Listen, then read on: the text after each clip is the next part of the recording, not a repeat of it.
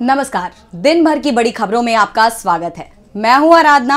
आज इस बुलेटिन में बात होगी नितिन गडकरी के बीजेपी छोड़ने की तैयारी की, बिहार में बिखरते एनडीए की, बात करेंगे भारत जोड़ो न्याय यात्रा की, कांग्रेस के उम्मीदवारों की, जानेंगे इंडिया गठबंधन को लेकर क्या है बीएसपी की तैयारी, और बुलेटिन के आखिर में देखेंगे जाने माने कार्टूनिस्ट इरफान की किस खबर पर पड़ी तिरछी नजर। इसके अलावा और भी कई बड़ी खबरों से आपको करवाएंगे रूबरू, लेकिन तमाम बड़ी खबरों से पहले एक नजर सुर्खियों पर। बिहार में एमएलसी इलेक्शंस को लेकर तैयारी तेज। एनडीए के बाद अब आरजेडी ने 4 एमएलसी उम्मीदवारों की जारी की लिस्ट में राबड़ी देवी, उर्मिला ठाकुर, अब्दुल बारी सिद्दीकी और फैसल अली का नाम शामिल। दिल्ली के मुख्यमंत्री अरविंद केजरीवाल और पंजाब के मुख्यमंत्री भगवंत मान की उपस्थिति में आम आदमी पार्टी ने की लोकसभा चुनाव कैंपेन की शुरुआत, दिया संसद में भी केजरीवाल का नारा। एलपीजी के दामों में 100 रुपए की गिरावट के पीएम मोदी के ऐलान की शिवसेना यूबीटी सांसद प्रियंका चतुर्वेदी ने की आलोचना, कहा ये चुनाव से प्रभावित फैसला है, ना कि महिलाओं से। इंग्लैंड के धर्मशाला टेस्ट में भारत की स्थिति हुई मजबूत। दूसरे दिन पहली पारी का स्कोर पहुंचाया 8 विकेट पर 473 रन बनाए। 255 रनों की हुई लीड, रोहित और गिल ने बनाया शतक। ये तो थी सुर्खियां। अब बात आज की सबसे बड़ी खबर की। लोकसभा चुनाव से पहले बीजेपी को बड़े झटके लगते दिखाई दे रहे हैं। सहयोगी साथ छोड़ रहे हैं तो दिग्गज नेता राजनीति से संन्यास ले रहे हैं। जिन्हें टिकट दिया गया वो टिकट वापस कर रहे हैं। और अब बीजेपी के पूर्व राष्ट्रीय अध्यक्ष नितिन गडकरी को लेकर बड़ी खबर सामने आई है, जिससे बीजेपी में खलबली मच गई है। तो क्या है खबर, देखिए ये रिपोर्ट। 2 मार्च को बीजेपी ने जब अपने उम्मीदवारों की पहली सूची जारी की तो इसमें पीएम मोदी, अमित शाह, राजनाथ सिंह, शिवराज सिंह चौहान के अलावा 195 लोगों के नाम थे। लेकिन पूर्व बीजेपी अध्यक्ष और केंद्रीय मंत्री नितिन गडकरी का नाम नहीं था। गडकरी नागपुर से सांसद हैं और नागपुर में ही आरएसएस का मुख्यालय भी है। यहाँ का टिकट संघ की पसंद से ही तय होता है और गडकरी को टिकट नहीं मिलने के मायने निकाले जा रहे हैं कि गडकरी का टिकट अब कट चुका है। संघ भी गडकरी के साथ नहीं दिख रहा है। बीजेपी गडकरी के विकल्प की तलाश कर रही है और इसके बाद से ही शिवसेना यूबीटी चीफ उद्धव ठाकरे भड़के दिखाई दे रहे हैं। गडकरी के अपमान को महाराष्ट्र के अपमान से जोड़ रहे हैं। उन्होंने गडकरी को एमवीए में आने का न्योता तक दे दिया है। उद्धव ने कहा, बीजेपी की पहली लिस्ट में कृपा शंकर सिंह जैसे लोगों का नाम है, लेकिन महाराष्ट्र में जिसने बीजेपी को खड़ा किया, हमेशा युति के लिए काम करते रहे, उस गडकरी का नाम तक नहीं। उद्धव ठाकरे ने कहा कि नितिन गडकरी, उनको दिखाओ कि महाराष्ट्र क्या है।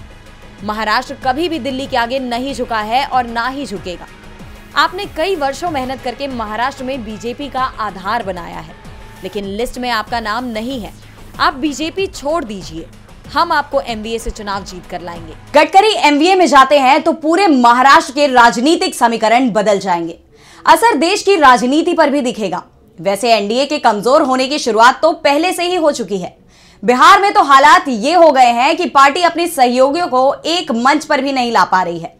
चुनाव से पहले बिहार में एनडीए बिखरता दिखाई दे रहा है। बिहार एनडीए बिखराव के कगार पर पहुंच गया है। सीट बंटवारे को लेकर बात बिगड़ती दिखाई दे रही है। बीजेपी दबाव में है क्योंकि सीट बंटवारे की जिम्मेदारी उसी पर है। तो बीजेपी को मुसीबत में फंसाकर नीतीश कुमार बिना किसी टेंशन के विदेश चले गए हैं, जिस कारण से सीट बंटवारा अटक गया है। जेडीयू की तरफ से कहा गया है कि नीतीश कुमार ने एनडीए में आने से पहले ही साफ कर दिया था कि अपनी जीती सीटें जेडीयू नहीं छोड़ेगा, यानी जेडीयू हर कीमत पर 16 सीटें लड़ेगा।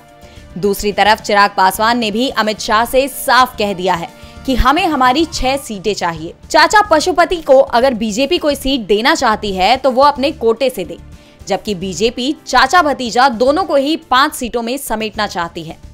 इसलिए एलजेपीआर के प्रमुख चिराग पासवान ने साफ कर दिया है कि अगर उनकी बात नहीं मानी गई तो सभी 40 सीटों पर उम्मीदवार उतारने की तैयारी कर ली है। चिराग ने साफ कर दिया है कि वो एनडीए से अलग होने का फैसला भी कर सकते हैं, जबकि उपेंद्र कुशवाहा की नाराजगी की खबरें लगातार आ रही हैं। सबसे बड़ी बात तो ये है कि बीजेपी सीट बंटवारे में जीतन राम मांझी के लिए 1 सीट तक नहीं रख पा रही है, जबकि मांझी 2 सीट मांग रहे हैं और बिहार में एनडीए सरकार को बचाने में मांझी का सबसे बड़ा रोल माना जा रहा है। ऐसे में बिहार में एनडीए के सभी दलों ने अलग अलग चुनाव लड़ने की तैयारी भी शुरू कर दी है, जो संकेत दे रहा है कि राज्य में एनडीए अब बिखरने वाला है। एनडीए कमजोर हो रहा है तो दूसरी तरफ इंडिया गठबंधन तेजी से मजबूत हो रहा है और कांग्रेस की भारत जोड़ो न्याय यात्रा इसे और मजबूत बना रही है। न्याय यात्रा अब अपने अंतिम पड़ाव की तरफ बढ़ रही है। महाराष्ट्र में प्रवेश करने से पहले अब ये यात्रा गुजरात पहुंच चुकी है, तो जहां इसको जबरदस्त समर्थन मिल रहा है। गुजरात पहुंचने पर राहुल गांधी ने युवाओं की मन की बात की है। तो क्या कहा राहुल ने, देखिए ये रिपोर्ट। कांग्रेस की भारत जोड़ो न्याय यात्रा का आज 55वां दिन है। मणिपुर से शुरू हुई ये यात्रा उत्तर पूर्व के राज्यों से होते हुए मध्य भारत में न्याय की आवाज उठाते हुए अब गुजरात पहुंच गई है। गुजरात को बीजेपी का गढ़ माना जाता है और इसलिए गुजरात में कांग्रेस की न्याय यात्रा को काफी अहम माना जा रहा है। स्वतंत्रता संग्राम के आदिवासी नायक गोविंद गुरु के झालोद के कंबोई धाम में स्थित उनकी स्मारक पर श्रद्धांजलि अर्पित कर कांग्रेस सांसद राहुल गांधी ने आज इस यात्रा की शुरुआत की। कांग्रेस सांसद और उनकी टीम ने पद यात्रा की। जनता ने राहुल गांधी के पास अपनी व्यथा सुनाई, उनके साथ इस न्याय की दौड़ में हिस्सा लिया। दाहोद के चौराहे पर आदिवासियों ने अपने पारंपरिक नृत्य से राहुल गांधी का स्वागत किया। महिला दिवस के अवसर पर कांग्रेस सांसद ने पार्टी की महिला कार्यकर्ताओं के साथ केक काटा। इसी बीच कांग्रेस नेता ने डॉक्टर रितु नामक दिल्ली यूनिवर्सिटी की प्रोफेसर से भी मुलाकात की, जिन्हें जाति के नाम पर भेदभाव करते हुए नौकरी से निकाल दिया गया था और आज वो पकौड़े बेचने को मजबूर हैं। कांग्रेस ने न्याय यात्रा के माध्यम से युवा से लेकर नारी न्याय, आदिवासियों के लिए न्याय, सामाजिक सुरक्षा के लिए आवाज उठाई है। बीजेपी के गढ़ में भी न्याय योद्धाओं का सैलाब उमड़ा। कांग्रेस नेता ने पदयात्रा के बाद जनता को संबोधित करते हुए कांग्रेस की 5 गारंटियों की बात कही। युवाओं के बेरोजगारी, दलितों के समानता के अधिकार के हनन को लेकर, आदिवासियों के अधिकारों को लेकर मोदी सरकार पर निशाना साधा है। आपको बता दें कि 10 मार्च तक ये यात्रा गुजरात में रहेगी और फिर अपने अंतिम राज्य महाराष्ट्र में प्रवेश कर जाएगी। कांग्रेस भारत जोड़ो न्याय यात्रा के साथ ही लोकसभा चुनाव में भी फोकस बनाए हुए है। पार्टी उम्मीदवारों की पहली सूची भी जारी कर दी है। तो किस किस दिग्गज के नाम पर पार्टी ने लगाई मुहर, देखिए ये रिपोर्ट। राहुल गांधी वायनाड से चुनाव लड़ेंगे। कांग्रेस ने राहुल गांधी के नाम का आज ऐलान कर दिया है। वैसे राहुल का वायनाड से लड़ना तय माना जा रहा था। लोकसभा चुनाव को लेकर कांग्रेस की आज पहली सूची भी जारी कर दी गई है। कांग्रेस की पहली सूची में 39 उम्मीदवारों का नाम है, जिसमें 15 सामान्य वर्ग के हैं, जबकि 24 उम्मीदवार SC, ST, OBC और अल्पसंख्यक समुदाय से हैं। पार्टी की पहली सूची में छत्तीसगढ़ की राजनांदगांव सीट से पूर्व CM भूपेश बघेल, महासमुंद से ताम्रध्वज साहू, कोरबा से ज्योत्सना महंत का नाम है, जबकि कर्नाटक की बेंगलुरु ग्रामीण से DK सुरेश, केरल की तिरुवनंतपुरम से शशि थरूर, तिरुसूर से K मुरलीधर, अलापुझा से KC वेणुगोपाल और त्रिपुरा पश्चिम से आशीष कुमार सहाय का नाम है। कांग्रेस उम्मीदवारों की पहली लिस्ट से एक दिन पहले ही पार्टी की केंद्रीय चुनाव समिति की बैठक हुई थी। गुरुवार को हुई इस बैठक में कांग्रेस अध्यक्ष मल्लिकार्जुन खड़गे, सोनिया गांधी, सचिन पायलट समेत तमाम कद्दावर नेता मौजूद थे। इस बैठक के बाद ही ये लग रहा था कि कांग्रेस नेतृत्व कभी भी उम्मीदवारों के नाम का ऐलान कर सकती है। अब पार्टी ने पहली लिस्ट जारी कर दी है। बता दें, इससे पहले बीजेपी भी उम्मीदवारों की पहली लिस्ट जारी कर चुकी है। कांग्रेस इस बार अपने अधिकांश दिग्गजों को चुनाव लड़ाने की तैयारी में है। साथ ही पार्टी का ध्यान इंडिया गठबंधन पर भी है। कांग्रेस बीजेपी के साथ सबसे बड़ा खेला यूपी में करने की तैयारी कर रही है और इसके लिए बीएसपी को भी इंडिया गठबंधन में शामिल करने की तैयारी है। बीएसपी चीफ मायावती ने भी इसके बड़े संकेत दिए हैं। लोकसभा चुनाव से पहले उत्तर प्रदेश में हलचल तेज है। इंडिया गठबंधन बीजेपी पर भारी पड़ता दिखने लगा है। सपा और कांग्रेस के गठबंधन ने बीजेपी की नींद उड़ा के रखी है और अब बसपा सुप्रीमो मायावती ने भी बीजेपी को बड़ा झटका देने के संकेत दिए हैं। बताया जा रहा है कि जल्द ही मायावती इंडिया गठबंधन में शामिल होने का ऐलान कर सकती है। कुछ ही दिनों में चुनाव की तारीखों की घोषणा होने वाली है और उससे पहले बसपा सुप्रीमो इंडिया गठबंधन के साथ चुनाव लड़ने का ऐलान कर सकती है। मायावती ने कांग्रेस महासचिव प्रियंका गांधी से फोन पर बात की और दोनों के बीच चर्चा आखिरी दौर में है। कांग्रेस के पूर्व अध्यक्ष सोनिया गांधी की पहल पर शुरू हुई दोनों दलों के बीच इस चर्चा को सपा प्रमुख अखिलेश यादव का समर्थन भी प्राप्त है। मायावती के सामने अब इंडिया गठबंधन में शामिल होने के अलावा कोई और रास्ता नहीं बचा है। बसपा सुप्रीमो को अकेले चुनाव लड़ने में हार का डर तो है ही और उसके बचे कुछ विधायक भी पाला बदल लेंगे। कहा जा रहा है कि गठबंधन की चर्चा के चलते ही बीएसपी ने भी सभी 80 सीटों पर उम्मीदवार तय करने के बावजूद सूची जारी नहीं की है। वहीं अखिलेश यादव ने भी नाम घोषित करने पर रोक लगा दी है। ऐसे में कयास यही लगाए जा रहे हैं कि गठबंधन में मायावती की एंट्री होने वाली है और अगर ऐसा हुआ तो इस गठबंधन को मुस्लिम और दलितों के साथ ओबीसी वर्ग के बड़े हिस्से का वोट आसानी से मिल जाएगा और इंडिया गठबंधन की जीत पक्की हो जाएगी। इसीलिए बीजेपी की चिंता बढ़ गई है। उत्तर प्रदेश लोकसभा चुनाव में निर्णायक राज्य माना जाता है और धीरे धीरे इंडिया गठबंधन की मजबूती देख अब बीजेपी को भी अपनी हार का डर सताने लगा है। बीएसपी इंडिया गठबंधन में आती है तो यूपी के साथ आधा दर्जन से ज्यादा राज्यों में बीजेपी की मुसीबत बढ़ जाएगी, जो पहले से ही इंडिया गठबंधन की मजबूती से परेशान है। इस बीच बीजेपी सरकार को सुप्रीम कोर्ट से भी झटका लगा है।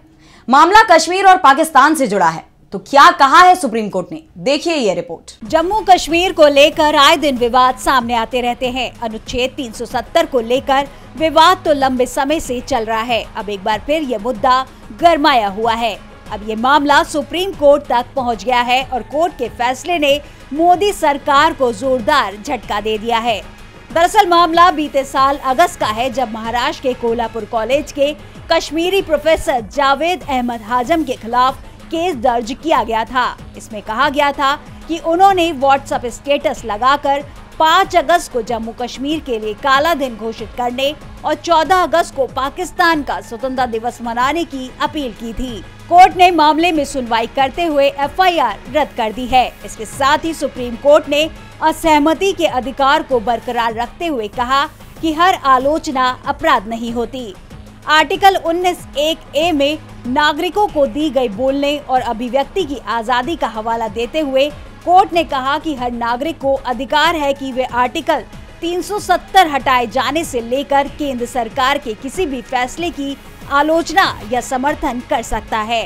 तो वहीं प्रोफेसर की पाकिस्तान के स्वतंत्रता दिवस को मनाने वाली बात को पीएम मोदी के पाकिस्तान के प्रधानमंत्री शहबाज शरीफ को बधाई से भी जोड़कर देखा जा रहा है। सवाल उठाए जा रहे थे कि अगर जावेद अहमद पर केस दर्ज किया गया है तो पीएम मोदी पर भी किया जाए।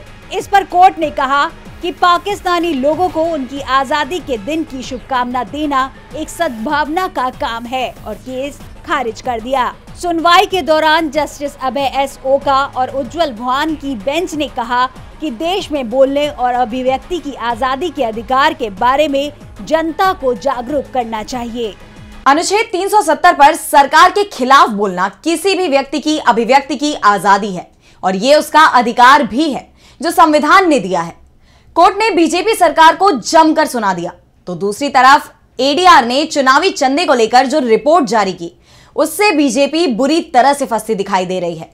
तो क्या है मामला, देखिए ये रिपोर्ट। लोकसभा चुनाव नजदीक हैं, ऐसे में सभी पार्टियां जनता के बीच अपनी मजबूत दावेदारी पेश करने की तैयारी में हैं। लेकिन चुनावी बॉन्ड के मुद्दे पर बीजेपी बुरी तरह घिरती जा रही है। जहां पीएम मोदी राज्य दर राज्य बीजेपी के लिए लोकसभा चुनाव में जीत के लिए दौरे कर रहे हैं, वहीं चुनावी चंदे को लेकर रोज नए खुलासे सामने आ रहे हैं। अब एक बार फिर एडीआर के खुलासे ने बीजेपी की नींदें उड़ा दी हैं। The association of democratic reforms ADR ने एक रिपोर्ट में कहा कि देश के राजनीतिक दलों की 82% आय का स्रोत पता नहीं है। चुनाव आयोग को दी गई जानकारी में सामने आया है कि ये रकम 2022-23 में इलेक्टोरल बॉन्ड से जुटाई गई है। एडीआर का कहना है कि राष्ट्रीय पार्टियों की ऑडिट रिपोर्ट के एनालिसिस और चुनाव आयोग में पार्टी द्वारा दिए गए डोनेशन स्टेटमेंट में पता चलता है कि अज्ञात स्रोतों से बड़ी रकम आई है। राजनीतिक दलों को 1832 करोड़ रुपए अज्ञात स्रोत से आए। इनमें 1510 करोड़ रुपए इलेक्टोरल बॉन्ड से जुटाए गए हैं। एसोसिएशन ने मुख्य तौर पर भारतीय जनता पार्टी, कांग्रेस, सीपीआईएम, बसपा, आम आदमी पार्टी और नेशनल पीपुल्स पार्टी एनपीईपी का अध्ययन किया है, जिसके मुताबिक अज्ञात स्रोतों से आई कुल आय का 76% आय, जो कि सबसे बड़ा आंकड़ा है, वह बीजेपी का है, जबकि कांग्रेस का 17% का है। इस खुलासे के बाद बीजेपी के लिए मुश्किलें बढ़ गई हैं। लोकसभा चुनाव के पहले चुनावी चंदे को लेकर एडीआर का ये खुलासा बीजेपी के लिए बड़ा झटका माना जा रहा है। अगर इसी रफ्तार से हर दिन ऐसे खुलासे सामने आते रहे तो इस बार 400 पार का नारा बुरी तरह फेल हो जाएगा। और बुलेटिन के आखिर में देखते हैं जाने माने कार्टूनिस्ट इरफान की किस खबर पर पड़ी तिरछी नजर।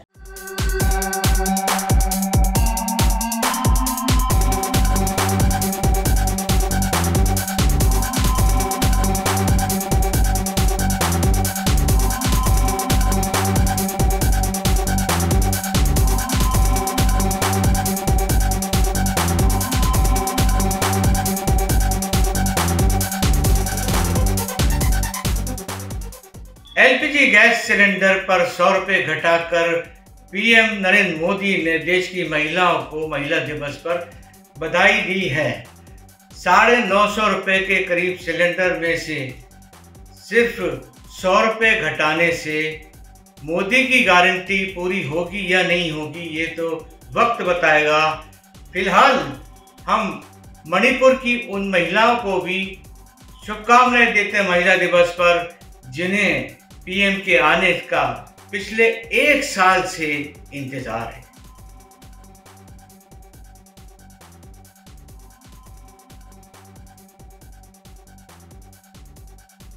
तो आज इस बुलेटिन में इतना ही। देखते रहिए डीबी लाइव। नमस्कार।